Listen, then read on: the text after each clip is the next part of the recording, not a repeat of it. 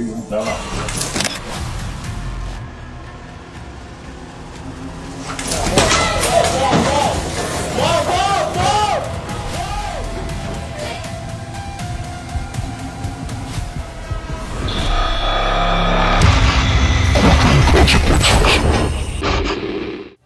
is Gerald Hyde II, who was just convicted of drug possession at the Benton County Justice Center in Washington State.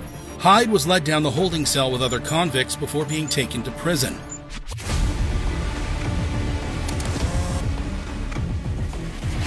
But Hyde had other ideas.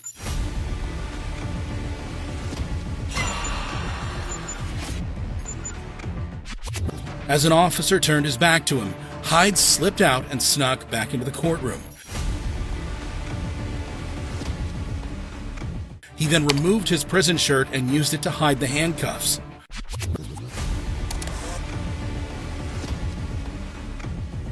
Hyde then made it down the hallway, ditching his noticeable prison shoes in the process.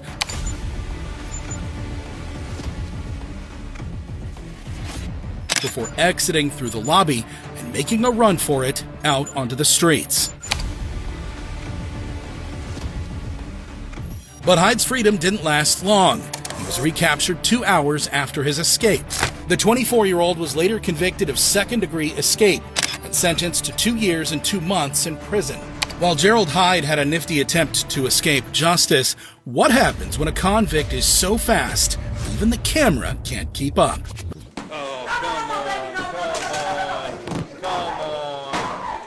Like in the case of Rayton Woodford, who's in Jefferson County Circuit Court for violating his probation. According to reports, the 29-year-old was previously sentenced to probation for drugs and weapon-related charges. Now, in court, Woodford's girlfriend sat just a few feet away, showing support. During the hearing, a detective took the stand. Do you swear or affirm that the testimony you're about to give will be truthful? That evening, he was charged with the handgun and narcotics. And if you know, was Mr. Woodford at the time a convicted felon? Yes, he was. The courtroom camera remained locked on the witness stand as Judge Barry Willett announced his decision. Probation revoked in its entirety. Mr. Woodford, I'm going to send you to serve 5 years. Good luck to you. No, ma'am. Moments later, the unthinkable happened.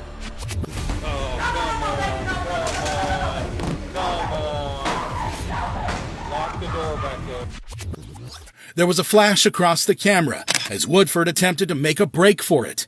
His girlfriend could be heard pleading him to stop.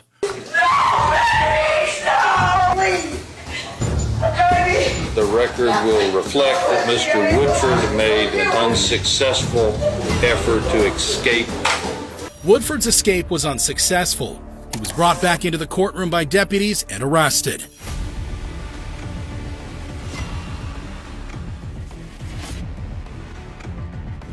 As Woodford was being ushered away, his girlfriend claimed she was pushed and her hair was pulled by a deputy during the scuffle.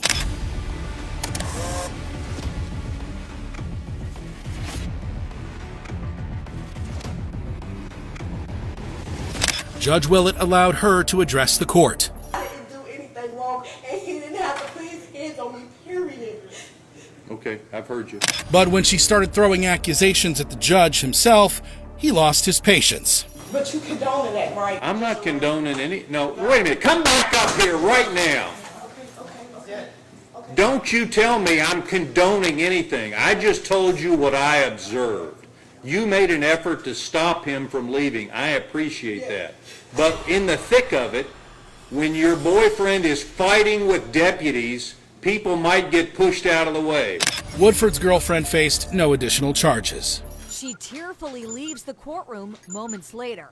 In contrast, Woodford faced an additional charge of second-degree escape on top of his 5-year sentence. While no one was injured during Rayton Woodford's escape attempt, what happens when an officer takes a nosedive to catch a convict?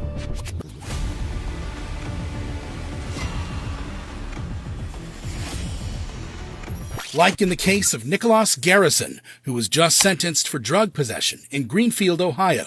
The 34-year-old was being prepped to be taken to prison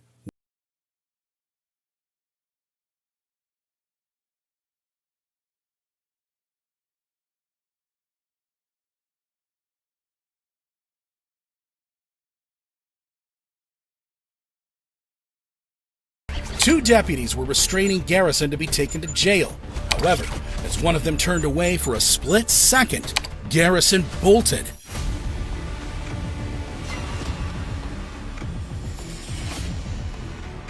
He burst out of the courtroom and made for the stairs as a deputy took a giant leap to catch him. But Garrison managed to slip away and escape. He evaded police for a while before finally being captured at a motel 4 days later. He was later handed a 6-year prison sentence for his efforts.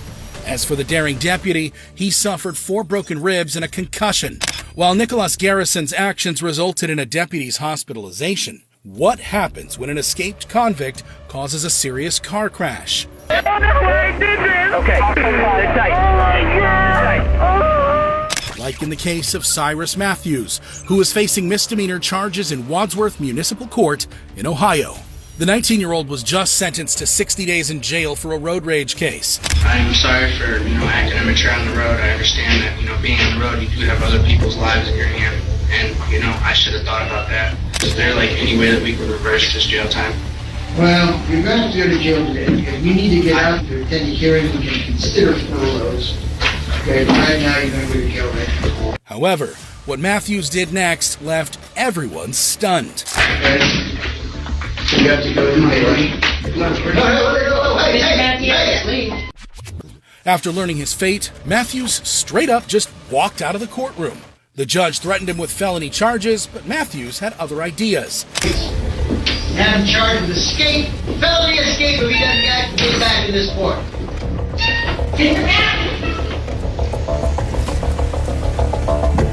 The defendant had a moment of hesitation as the court bailiff tried to reason with him.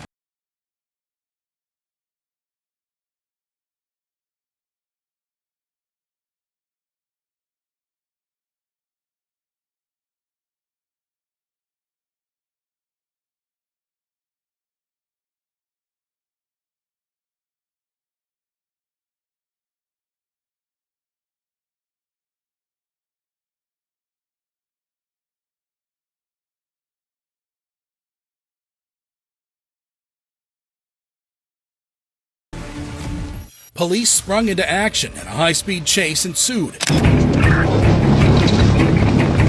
was sentenced to jail and took off. I saw him turn north onto Lyman from Maple. He was in an older gray four-door vehicle. 28, he's not. He's running red lights at Hartman, passing on the right at Williams Reserve. My speed's 90, trying to catch up. Wadsworth, I think we're going to have a code 2. We're going to have a code 2 at Akron, 76. When police finally caught up with the suspect, they found a horrific scene.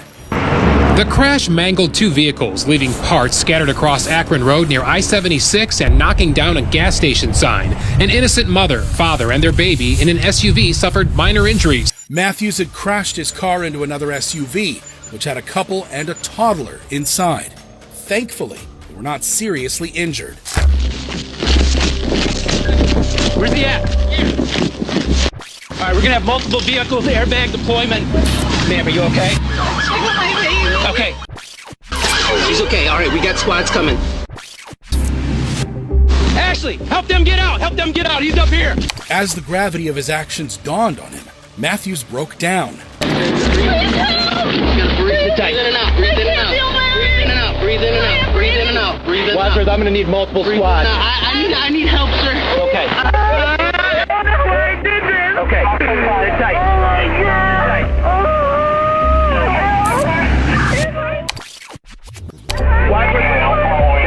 What was going on? Why were you taking off? Because they're trying to lock me up for 90 days and I have a whole life. So what happened? I tried to run my... Why? I don't know. Matthews was further charged with aggravated felonious assault and sentenced to 425 days in jail. While Cyrus Matthews' courtroom escape turned out to be a painful lesson, what happens when a wheelchair-bound convict runs for his freedom?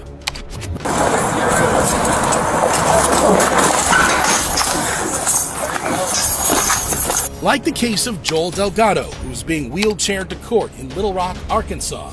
Delgado, who was in jail facing burglary and firearms charges, had allegedly told police he wasn't feeling well and couldn't move his legs. fake illness or fake injury. That was most likely what happened. Now, being wheeled into the courthouse, Delgado distracted the officer by saying he had lost his shoe. What'd you say, OJ? My shoe. Hey, you see a shoe back there? Where is it?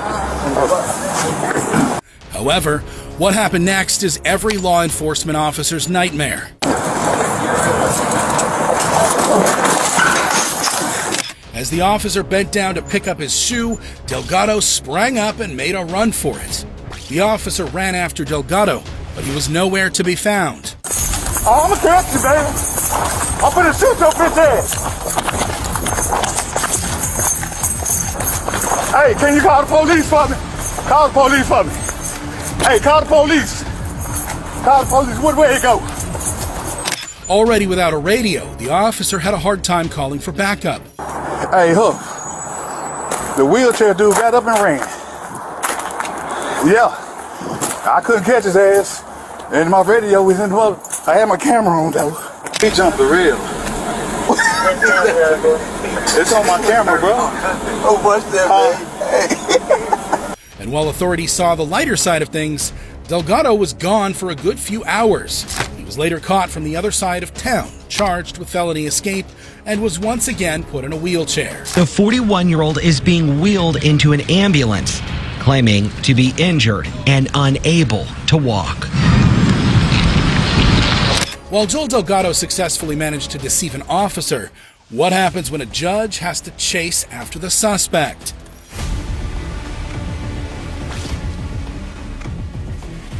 Like in the case of Tanner Jacobson and Cody Howard, who were in the Lewis County Courthouse for driving on suspended licenses. As Judge R.W. Buzzard was about to address them, something unexpected happened. Handcuffed and dressed in prison uniform, the two defendants made a run for it. Without a second thought, Judge Buzzard sprang into action.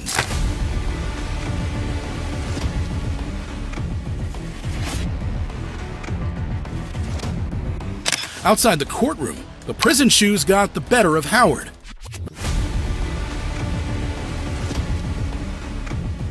The judge followed the two suspects down the flight of stairs and caught up with Howard just as he was about to escape.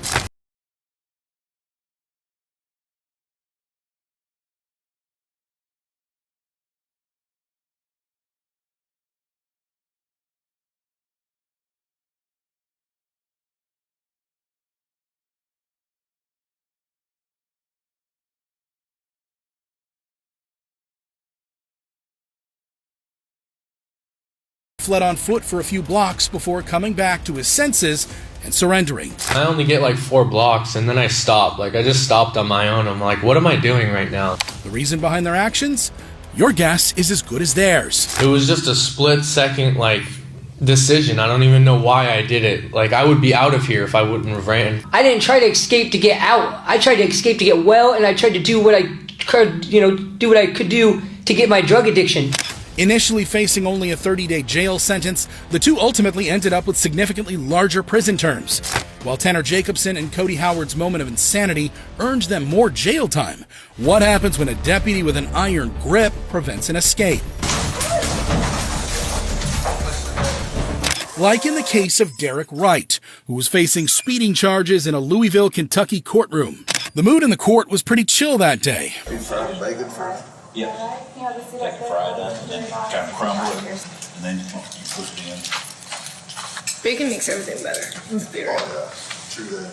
But as the judge was looking at his paperwork, Wright attempted to walk away. Whoa, where are you going? Where you going? No, not to the restaurant. No, No. FC. Okay. So I can't go to the restaurant? Okay. What can I make a call from my mom? In a minute. It was discovered that in addition to his speeding charge, Wright had an outstanding warrant for domestic violence. You can do it. But Wright believed there was some kind of mistake.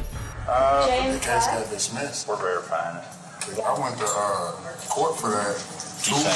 We got dismissed. Sir, I need you to calm down. We always verify. Yeah, but If it's dismissed, you're good.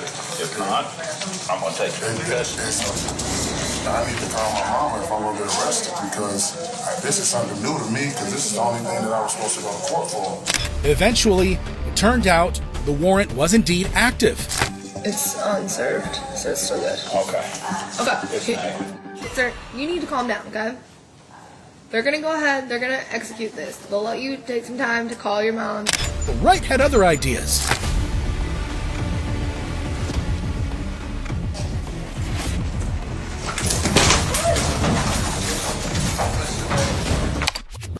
As he was taken to jail, Wright attempted to flee, but a deputy with a strong grip managed to bring him down. 2 more deputies ultimately subdued the situation. Give me your other arm. I got it. Hold your arms out. 104, you can cancel that. We got it. But it was not under control. Quit fighting. Quit fighting. Wright kept struggling until a deputy pulled out his taser. Taser, taser.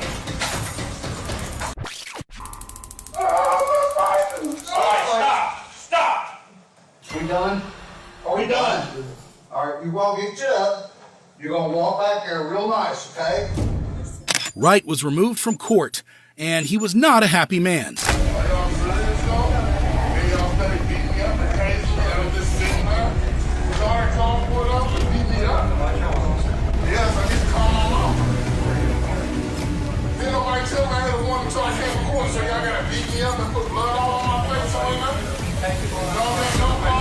Wright's antics slapped him with additional charges of third-degree assault, resisting arrest, criminal mischief, and disorderly conduct. While Derek Wright received 50,000 volts of electricity for his actions, what happens when a crazy attempt to escape goes wrong?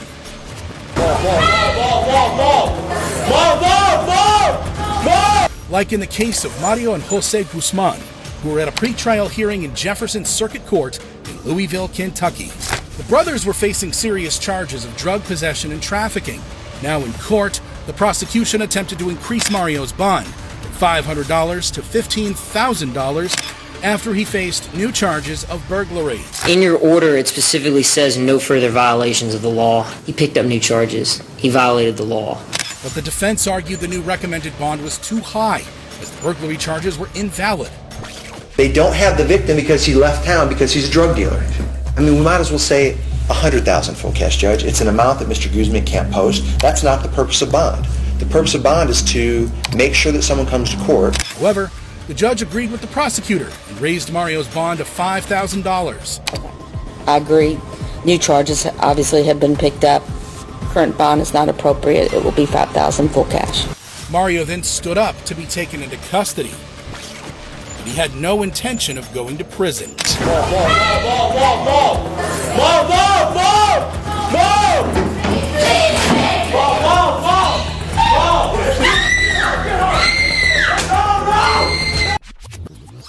The 6-foot, 190-pound defendant rode the gallery benches and headed towards the door before deputies wrestled him to the ground. As one of them pulled out a taser, the courtroom erupted. He's okay. Please. Jose Guzman tried to calm his brother down.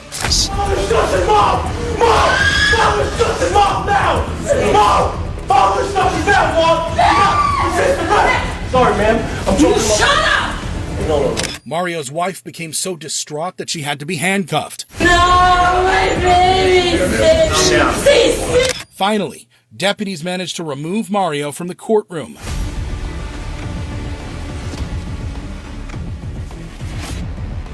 He faced additional charges of attempted assault and criminal mischief, and his bond was increased to $7,500. While Mario Guzman got his wife arrested for his attempted escape, what happens when officers come face-to-face with a Satanist? Like in the case of Leonid Greiser, who's on trial for murder in Russia.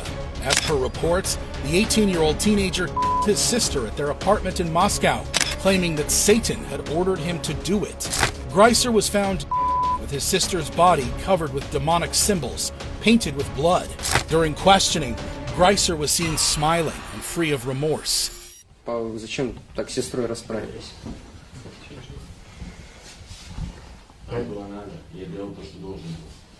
Greiser claimed he had to kill his sister to get rid of his self-doubts. Ну а что, должен зарезать ее и убить ее?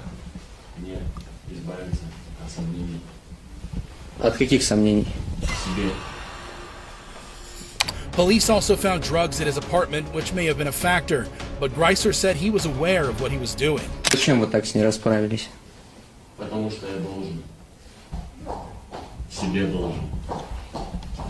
Я должен так себе. Я осознанно это сделал. In court, Greiser was put behind a glass cage to prevent him from escaping, but the defendant had other ideas. Не лезь, не надо.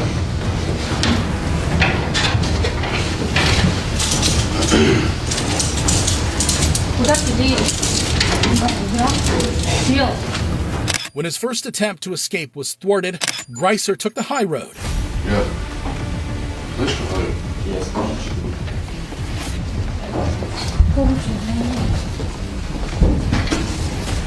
He somehow managed to squeeze through the roof of the cage and tried to escape through the false ceiling of the courtroom.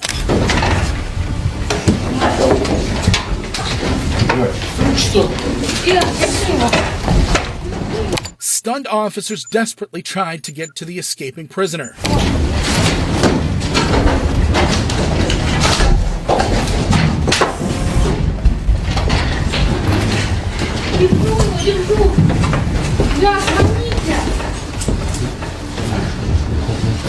One of them managed to pull his pants down, but struggled to hold Greiser.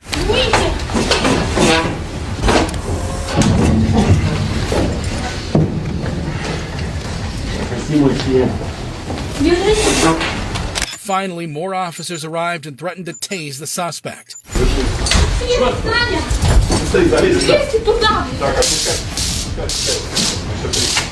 Помогите! Помогите мне! Помогите мне! Поможем. Помогите мне! Дайте мне руку! Дайте руку! Дайте руку! Дайте мне руку! Пускайся, говорю! Возьми, бля. Куда нажать? Дайте руку! Сейчас, я тебе дам руку. Eventually, Greiser gave up, crawled back into his glass cell, and was asked to pull his pants back up. Ко мне, бля! А, все! Сука, Все, я спускаюсь! Я тебе дам сейчас. Я спускаюсь! Быстро, блядь!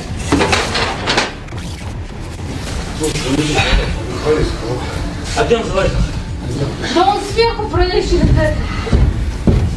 Ты что, Это видно, дурак? Открывай, зайдите в клетку, блядь. А то он опять не здесь, держите вот здесь. На, подни, поди сюда. Поди сюда, поди сюда, одевай. Штаны одевай. Да, так. When the dust settled, Greiser was handcuffed to prevent any further shenanigans.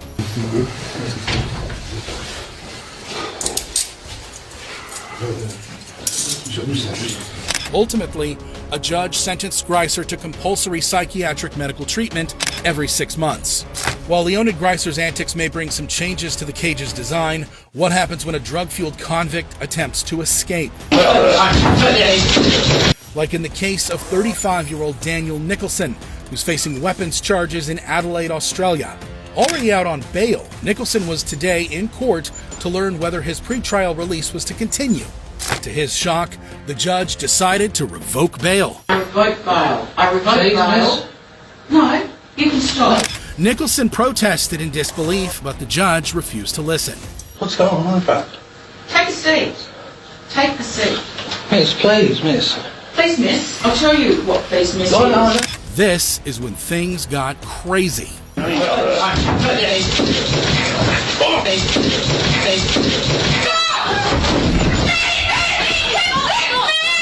Realizing he was about to go to prison, Nicholson launched himself over the glass dock, overpowered 2 officers, and landed on the bar table before being tackled to the floor. Amidst all that chaos, a woman made a plea on Nicholson's behalf.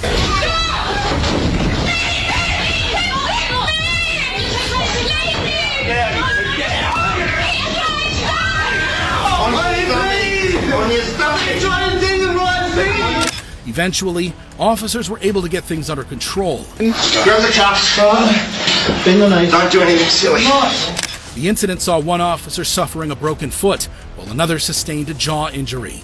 Nicholson faced additional charges of attempting to escape from custody and recklessly causing harm to a prescribed emergency worker. He later pleaded guilty and was sentenced to 21 months in prison. While Daniel Nicholson's actions could be blamed on drug use, what happens when a convict takes advantage of the law?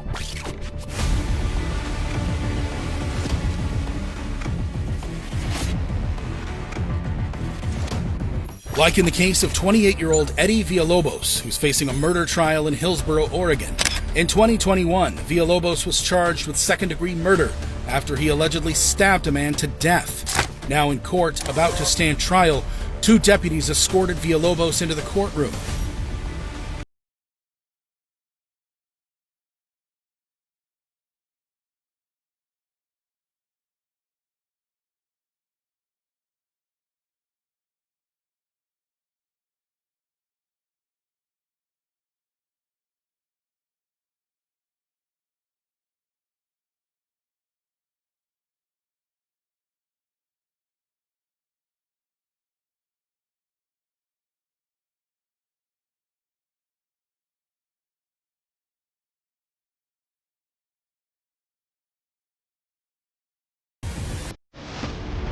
However, Villalobos was not the one to play by the rules.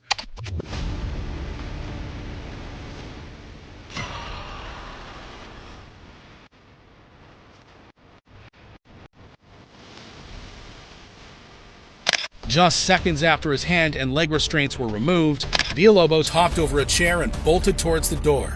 He raced through the hallway as deputies desperately pursued him.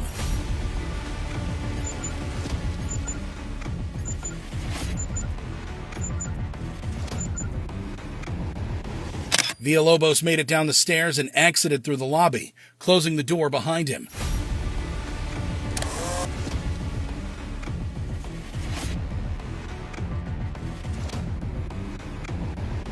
Before finally escaping the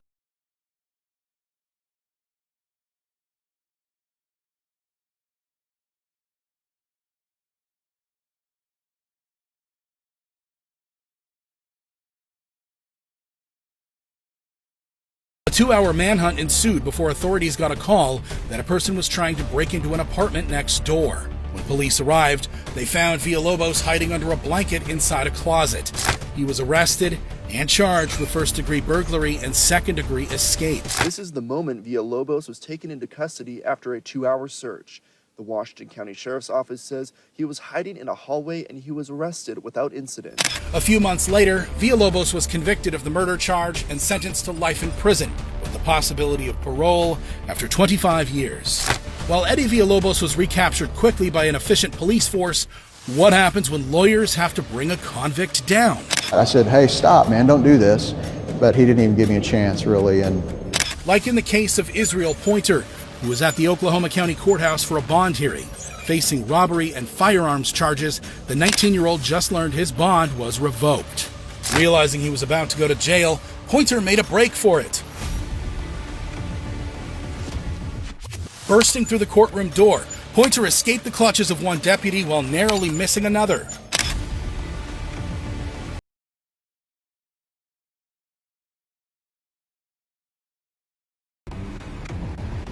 Pointer then ran into 2 more deputies who managed to catch him, but he proved to be too slippery for them. Once again, Pointer managed to break free.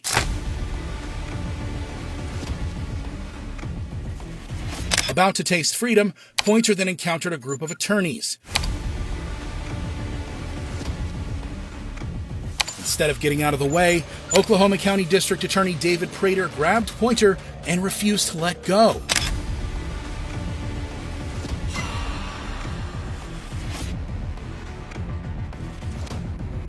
Other attorneys stepped in and overpowered the defendant. DA Prater was no stranger to catching fleeing defendants. Turns out this was his 4th time. you know, working in this courthouse is a lot like being in the Wild West again. You just never know what's going to happen. Just stepped in. Pointer was finally taken into custody and additionally charged with resisting arrest. While a vigilant lawyer stood between a defendant and his freedom, what happens when a convict shows Olympic-level athleticism to escape? Like in the case of Gregory Wright, who's facing trial for armed robbery in Detroit, Michigan. Back in 1995, 22-year-old Wright reportedly robbed a man at gunpoint and stole his vehicle. While fleeing from police, Wright slammed into a police cruiser and opened fire, hitting an officer in the arm. A day later, Wright was arrested and charged with robbery and firearms-related offenses. While being taken to court, Wright showed zero remorse for his actions. All I got to say is I have no remorse for shooting that police officer. He got what he deserved. If I had the opportunity to kill him, I'd kill him. At his pretrial hearing, the judge set Wright's bond at a staggering $50,000. Knowing for certain he was going to jail, Wright made a break for it.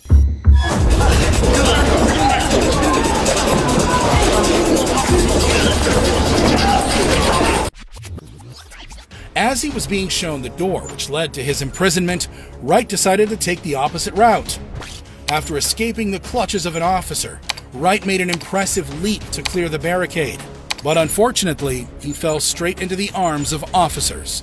It finally took 7 officers to subdue the defendant.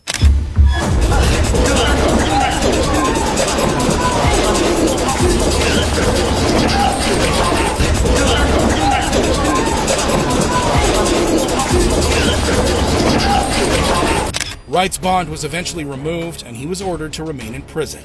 As for his trial, Wright was ultimately convicted and sentenced to life imprisonment. While Gregory Wright displayed great athleticism in court, what happens when an escape attempt is straight out of the movies? For that, we go to the Franklin County Courthouse in Columbus, Ohio, where a group of female defendants were on their way to jail after getting arraigned. Among them was 39-year-old Mobley, who was indicted for aggravated theft, and 40-year-old Morrissey, who was charged with drunk driving. However, the two bold women had no plans to go to prison. Shackled to each other at the wrist, Mobley and Morrissey first stepped back at the back of the line. Then, in a desperate attempt to escape, the two women slipped under the prison bus.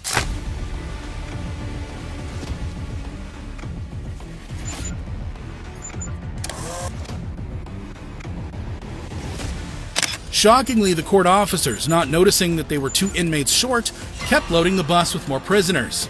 Oblivious that 2 prisoners were under the bus instead of inside of it, the bus pulled out onto the streets.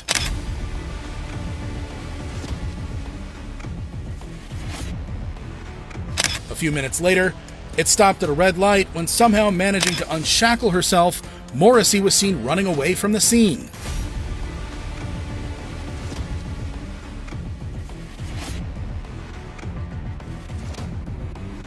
However, a local private detective who just happened to pass by noticed Morrissey and chased after her.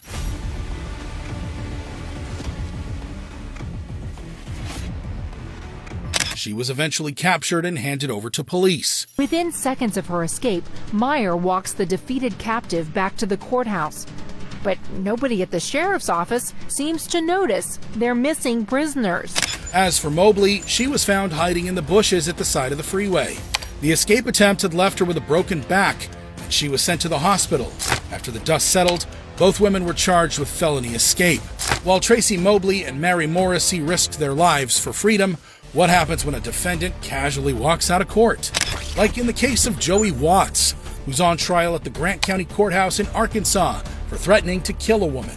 Facing charges of aggravated assault and felony possession of a firearm, Watts is seen sitting beside his attorney while the jury went inside to deliberate his case.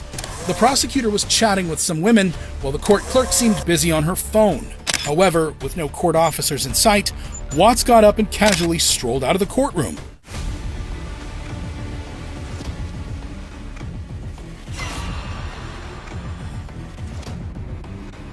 Once out the door, he coolly went down the stairs.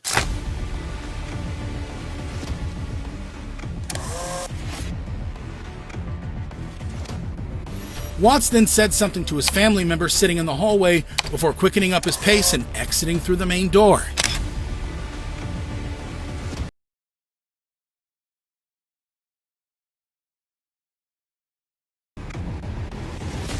As soon as he stepped out, Watts took off. Taking no chances, Watts began to run for his freedom. He's seen walking down the street and he's gone. All the while, the jury was still in court. While Watts was busy escaping, back inside the court, the jury found him guilty of all charges. Watts' freedom was short-lived, as he was arrested the next day. Chief Deputy Pete Roberts said Watts was out on bond, which allowed him to walk around the courtroom freely. That he was not in custody, he wasn't, an inmate or anything, that allowed him the freedom to move around throughout the courthouse. He also said a court officer was not present that day due to a staff shortage. The circuit court's in the process of hiring a new bailiff to prevent that, but they haven't got that done yet. Eventually, it turned out that 2 other people had helped Watts escape, including his brother, who was sitting behind him in the courtroom. As soon as Watts exited the court, his brother signaled the other guy, and the 2 got up and left. Ultimately, Watts was sentenced to 36 years in prison, 10 years for the attack, and 26 years for gun possession.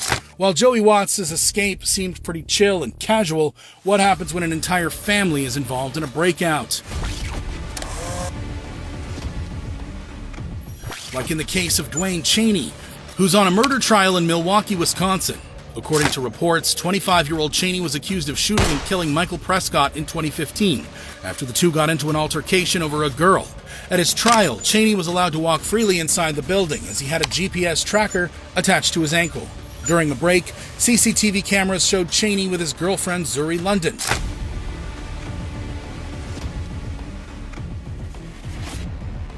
After a conversation, the 2 seemed to go their separate ways.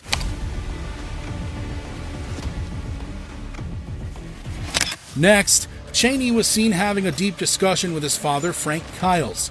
The 2 then exited the hallway.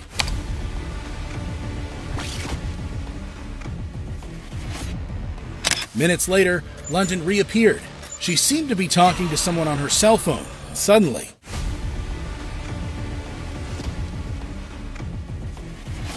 London ran because Cheney had already left the building with his father in an attempt to escape. As the father-son duo casually strolled the streets, London joined them. Then a white van pulled up and all 3 got inside.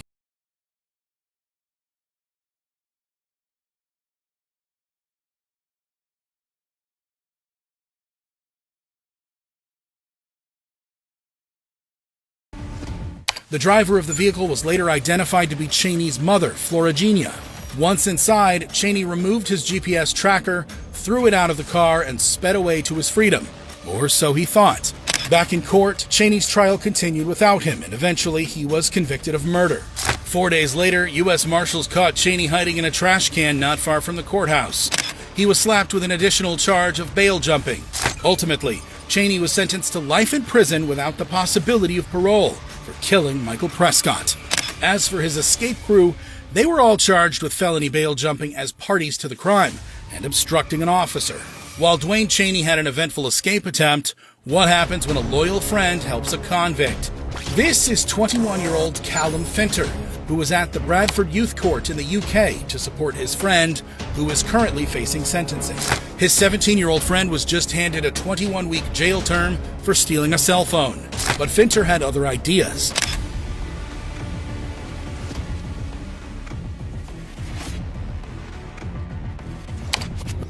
As Finter stood outside the courtroom, notice how he pressed a button that flung open an automatic door and allowed his friend to escape.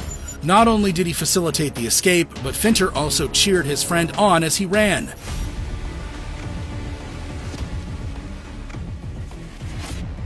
Before anyone realized what was happening, the teenager exited the hallway and took off through the security checkpoint.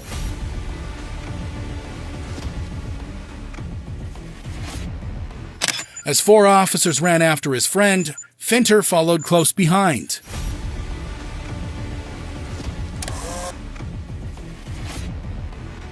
The phone bandit sprinted out of the courtroom, and eventually, the officers lost him and gave up the chase.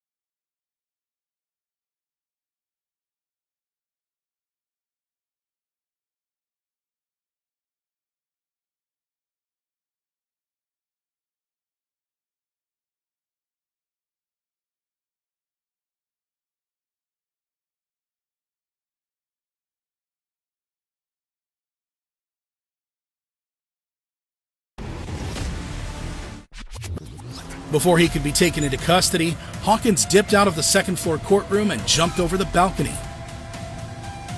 He took a sheer 10-foot drop into the reception below before getting up as if nothing happened and running towards the exit. Moments later, court employees and officers littered the hallway, trying to figure out what just happened.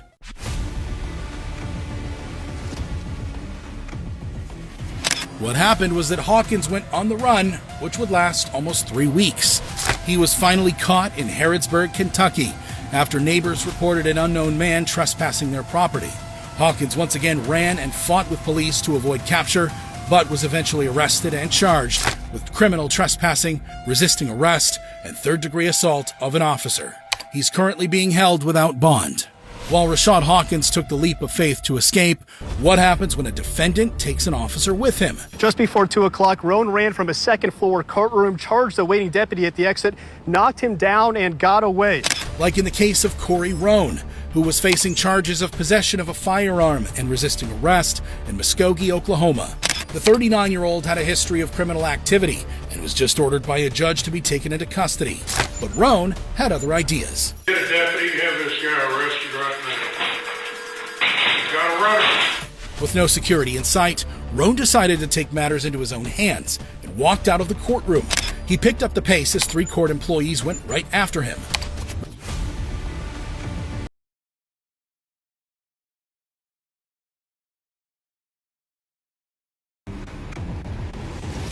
Roan took the stairs to the first floor. Still, there was no security in sight.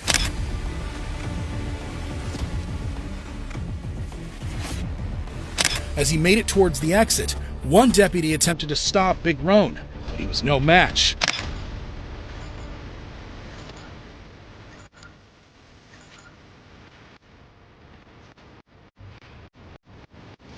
The brave deputy grabbed onto Roan's shirt, but the 6'3", 200-and-something-pound defendant took the old man with him as he broke through a metal detector, got into his car, and escaped. A manhunt was launched, but a few days later, Roan turned himself over to the police. Roan was additionally hit with charges of escape and assault and battery. His case is still ongoing.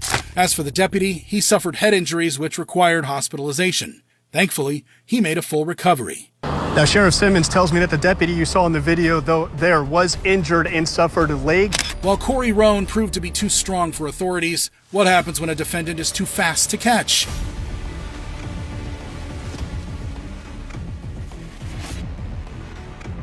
Like in the case of Cody Kuhn, who's on his way to the county jail complex in Boulder, Colorado. The 30-year-old had several active warrants against his name for charges, including resisting arrest, second-degree assault on a peace officer, and retaliation against a witness. Unaware of the warrants, Kuhn showed up in court to resolve the cases against him.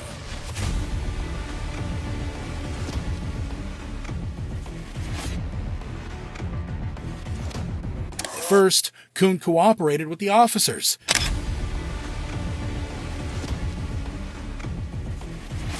But suddenly, he smelled danger.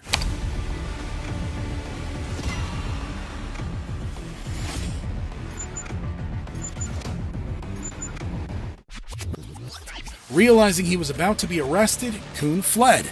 Several officers chased after him.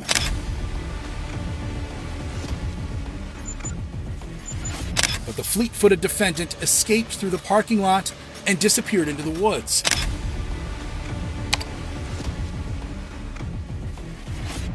A manhunt was launched to catch the fugitive. A month later, Kuhn was arrested from Weld County. He faced no additional charges for the escape. Kuhn eventually pleaded guilty to attempted criminal exploitation of an at-risk person, criminal mischief, and harassment. Ultimately, Cody Kuhn was sentenced to 4 years probation and 18 months of work release.